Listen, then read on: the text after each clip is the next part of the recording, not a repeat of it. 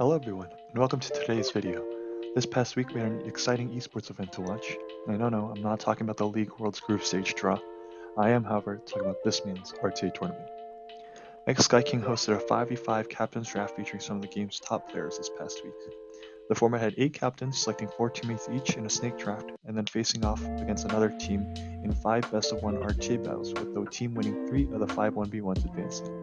But since all 5 battles were played regardless, it gives us around 40-ish battles to take a look at. All the matches were a lot of fun to watch, and there were a fair number of anime moments, so if you haven't already, please go over to his YouTube channel and give the VODs a view as well.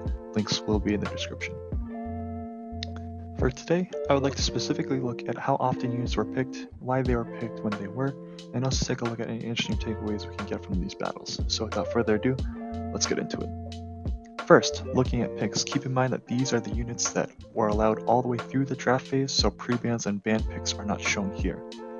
Falconer Clary, Remnant Violet, Fallen Cecilia, and Royal of Light all stand out with at least 20 picks, meaning that they were picked in more than half of the battles. For today's analysis, I'll put these in a tier by themselves, and then right behind them are Adventurer Ross, Valencia, Diane, Crow, Lilius, Spectre Tenebria, Arbiter Vildred, and Seaside Valena, with respectable double-digit picks in tier 2, let's say. The rest of the picks hover around 1% and are mostly situational picks reacting to the other side's draft, so we may touch on them later, but not for today. Looking at the tier 1 picks, we have 2 Knights, a Soul Weaver, and a Thief. Putting Remnant Violet and Falconer Clary aside for a moment, we have Rel of Light and Fallen Cecilia. Fallen Cecilia is a favorite pick as she fulfills many roles. Her passive skill 2, Strong Instinct, provides barrier at the start of the battle. This makes her strong against teams that are all in on taking the first turn and killing off units such as cleave teams with Oxlots. As I said, Fallen Cecilia is very multi-dimensional. Not only does this skill do well into cleave comps, her barrier counts as a buff that can be removed.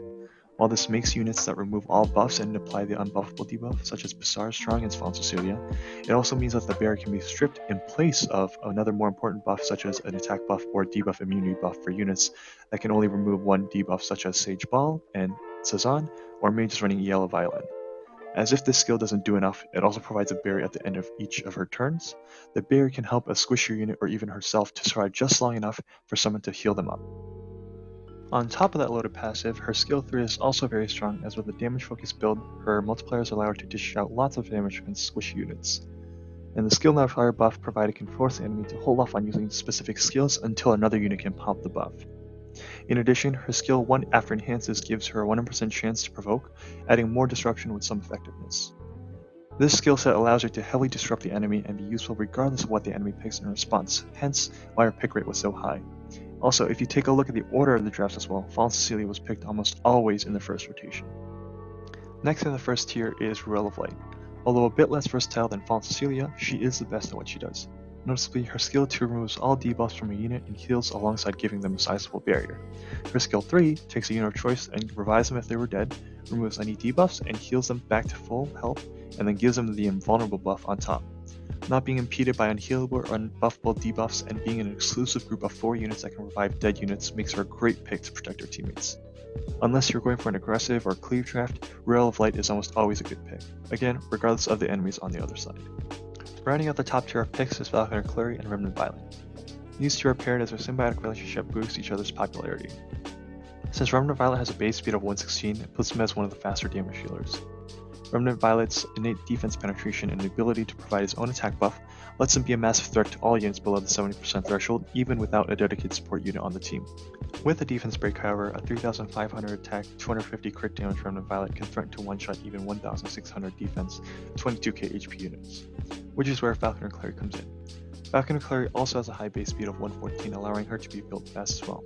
Her skill 3 removes all buffs on the target before applying her defense break and provoke, which lets her bypass immunity buffs and making the effect resist stat the only thing standing in her way. The pair, if speed tuned well enough, can instantly delete a unit that might think it's safe with its buffs or bulk with their skill 3 into skill 3 chain. The fact that her Dispel is not a part of an attack lets her be someone who can strip a Remnant Violet and is thus one of Remnant Violet's own greatest threats, so picking her up alongside a Remnant Violet is even better. The one downside of Falconer Clary is that without an artifact that gives her damage reduction such as Aureus or Adamant Shield, she can't help squishy targets on her team survive as well as some of the other units in the meta that provide damage mitigation such as Crimson Armin or defense buffs like Crow and Adventurer Ross. Remnant Violet helps mitigate Falconer Clary's almost negligible weakness on its own, as its passive gives him an invasion buff at the start of battle and each turn after skill enhancements. This helps him shrug off most bursts of damage, and Falconer Clary's passive healing can help patch up chip damage that he ends up taking. This threatening synergy that can make a battle an instant 3v4 and threaten almost any unit every time the skill 3s are up makes them respected by RTA players. As a result, both are usually picked early on in the draft, and the combo is broken up or banned out, leading to their high presence. Now, moving on to the next tier of units, we can break the units up into the tanky units of Adventurer Ross, Deanne, Crow, Lilius, and the more damage-focused units of Alencia, Spectre Tenebria, Arbiter Vildred, and Seaside Bologna. Adventurer Ross and Crow are picked to provide their team with defense buffs, and will usually carry an artifact like Aureus to mitigate damage.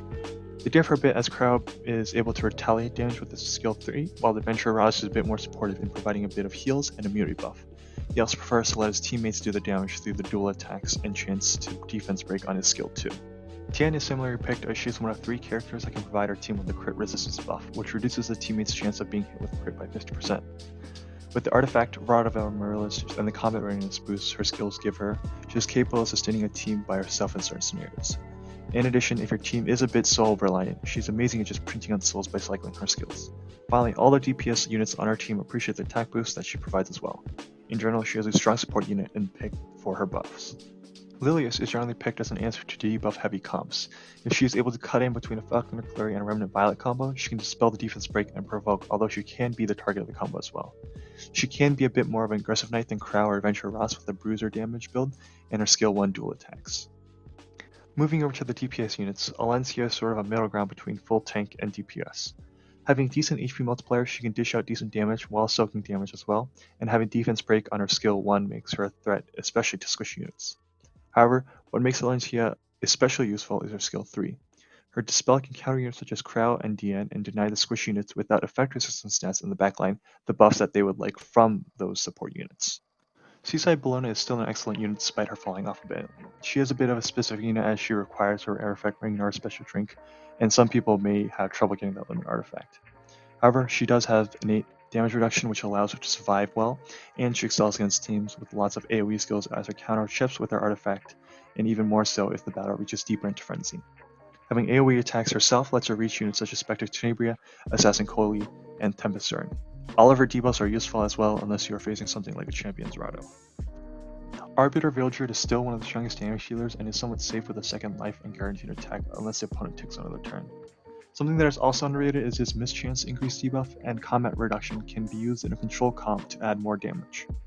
Although there are units that can counter his revive mechanics, he still is a threat nonetheless and can be used to manipulate the opponents, picking or banning units that they did not plan to. Spectre Tenebria with her passive can scale well into later games as units die and get revived along with Frenzy. Her passive prevents her from being targeted with single attacks, which keeps her relatively safe as well, and this makes her only vulnerable to AoE attacks and debuffs, allowing her to scale and dish out a lot of damage as the battle goes on.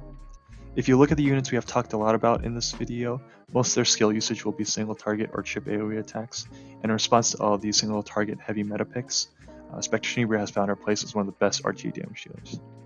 In summary, at the top of RTA, Knights and Soul Weavers are dominating the first rotation of picks. If you have them, Fallen Cecilia, Royal of Light, Tien, Crow, Adventure Ross, and Lilius are all great opening picks to wait and see what your opponent is trying to do. Falconer Clary is a massive threat with Remnant Violet. However, Falconer Clary can also be used alongside other fast damage dealers, as our defense break increases that unit's threat and opens up who we can target. From there, if you are okay to pick your DPS units, Seaside Bologna, Arbiter Vildred, and Spectre Tenebria are all strong picks. I hope you enjoyed my analysis of XSkyKing's tourneys picks. Next time we'll be going over the bans from the tourney and how you can use bans to increase your win rate as well. I'll be looking to move on to review new and upcoming units and builds and look more into the numbers and theory behind RTA. If that is something that interests you, consider subscribing, and if you have any questions or suggestions about what you want to see next, let me know down in the comments below. In the meantime, I hope you guys can apply what you learned to your PvP progression, and I'll see you next time for the next video.